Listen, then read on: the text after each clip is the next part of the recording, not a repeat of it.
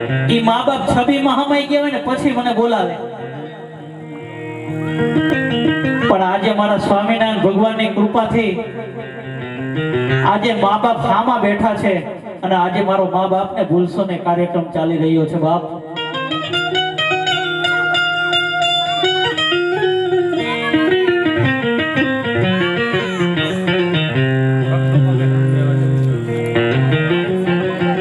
કારણ કે હું કઈ નવી વાત કરવા નથી આવ્યો, પણ આજે જે સંસારમાં બની રહ્યું છે ને એ જ તમને પીરસવા આવ્યો છું.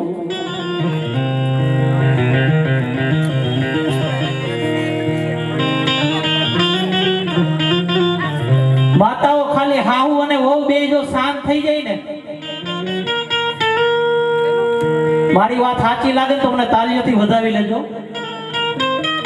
આ સંસારની અંદર ખાલી સાસુ અને વહુ બે જો શાંત થઈ જાય ને તો આ મા બાપને ભૂલશો ને પ્રોગ્રામ કરવો જ ન પડે. કારણ કે ધરતીકંપના એપિસોડ બધા જ આ બાજુથી આવે છે